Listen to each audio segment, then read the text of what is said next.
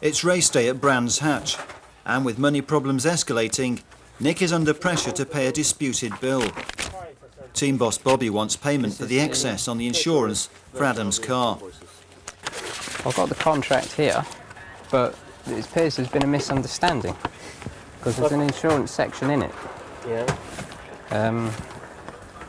And nothing here says that we're liable for the excess. No, but it doesn't say that we pay the insurance for the car. It's only in the email I sent you. We did an agreement, and I said to you, because you're coming in late, you get a discount and you get the insurance paid. And, you know, you accepted that. And, I mean, if you go around here and ask about it, there is nobody who have a deal where the excess is included. So that's how it works. So if you have a problem with that, then I think we've got to renegotiate the whole thing. Those things got to be cleared. Well, what about next weekend? What about next weekend? Because we paid for next weekend. After the Grand Prix, you want to stop them? Or? I'm not really saying that. There's a couple of issues I've got at the moment. One is the Grand Prix, it's been sold, and it's been sold to a huge American corporation. And if that doesn't go ahead, there's going to be lawsuits on both sides. Yeah, so that's got to go ahead. Yeah, it's got to go ahead, but I mean... and we're talking a multi-billion corporation here. Yeah. We go to war with them. I mean, that's not really my problem. Well, I mean, my problem is that you owe me, some money. The contract backs that up, so we pay. If you are in a situation where that contract is gone off to the table, and we've got to discuss the different issues in that contract, I mean... then we have a problem, and I told you that in the beginning of the season. We are backed up by a big corporation too, so don't come, you know, messing around with this kind of things with me. If that's the final bill, then fine. Then once we get paid from Hot Wheels, yeah, because it's the big one, then I can afford to pay that.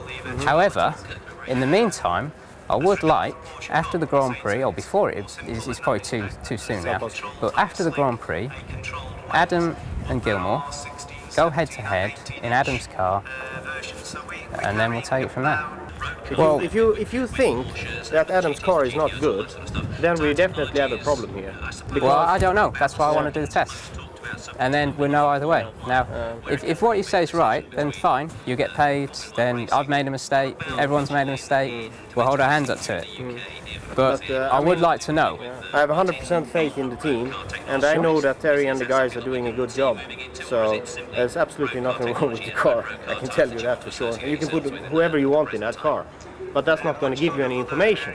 Well, the thing is, you say that, and I'm in the middle, and I want to know, and I don't know who's right and who's wrong. So if we do the test, we'll know. You have a motorsport guy in your team. I mean, Paul. He could advise you on this. I spoke to him. Yeah. He doesn't know either. Yeah. So the best way to do it is do a test. I've also talked to several other people. The times when he's been second on, you know, he's been on the podium, was the car shit in those days too? Or?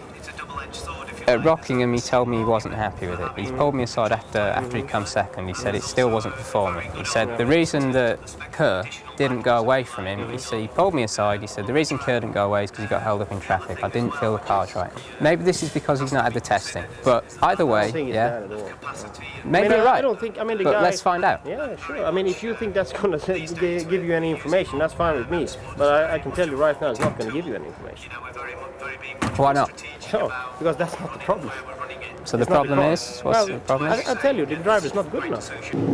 Adam's prospects are looking decidedly gloomy. Just a couple of weeks after Bobby was singing his praises at Rockingham, the team boss no longer rates him.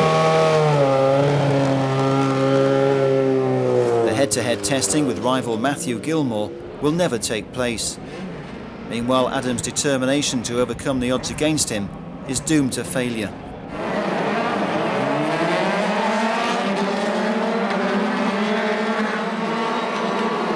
Another good start, but it doesn't last. After losing time with a pit stop for a puncture, Adam is involved in a collision that puts him out of the race.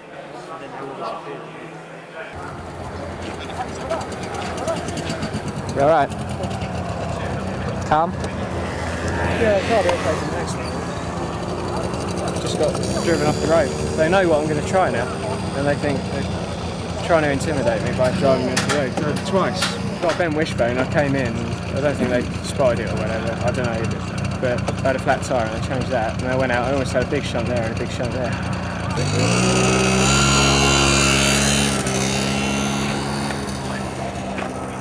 I've told him that he's got to go out and push it, because even if the car's not right, you know, this could be his last but one race with his team, so give everything he's got. And looks like he's done that, and he's gone off in a couple of collisions trying to get past people. Can't ask for more. More damage to the car means more expense, and the pressure is mounting. Nick wonders just how much will it cost to get Adam into Formula One. It's early days. I keep stressing to Adam this. It's early days, and he's not terribly experienced. Hasn't done a lot of racing, and to come to Formula 3 is a big jump.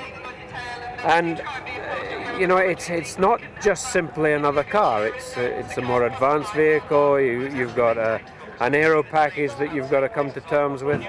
So if it was as easy as I think Adam would like it to be, we'd all be world champions, you know, and it just takes more time than perhaps an inexperienced youngster is prepared to give. Having said all that, his raw speed, his raw talent is clearly there, and there's a lot of it. My feeling is that you must be ambitious, and you must have a goal that is almost within your grasp, but it should be just out of reach. When you're managing to grasp it, then move the goalpost further away from you, and don't go and aim for World Championship now, because that, in my book, is the dream business. To get someone like Adam to the top level, how much money would he require from now, so with next year on? Well, if you just work it out, if he has a successful end to this scholarship class season, then his aim should be to do A class and do that good next year. A class is anything between £300,000 and £400,000. Beyond Formula 3, you're looking at 3,000, and you're not going to get a lot of change from $1 million to do 3,000. So, you know, realistically, what are we looking at? $2-3 million to even be knocking on the door of Formula One. You know, if you want to be a football player, what do you need? You need a pair of football boots, a bloody big field, and 21 other guys to play with. But if you want to go drive race cars, the least you need is a car with 4 wheels on the wagon, and by definition, that's got to be more expensive than playing football, and that's the game we're in. In the afternoon race, Adam must start well down the grid. Once again, he moves up the field, but once again, he fails to finish. A bad day all round for the performance team, as their rivals celebrate a double win at Brands for Robbie Kerr, who's destined to win the championship. The car was handling strange. It wasn't undrivable or anything like that, but it was quite difficult, and I spun.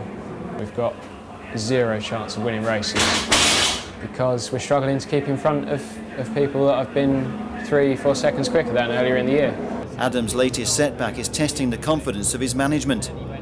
While Nick remains positive, Paul has clearly lost faith in Adam's ability. He said he was up the inside of Ishino, that incident. That's bollocks. Sorry. I was standing there. He went for it and got the door shut. I mean, it was a move, but when moves like that don't pay off, he's got to accept that he went for it. Not saying it wasn't his fault.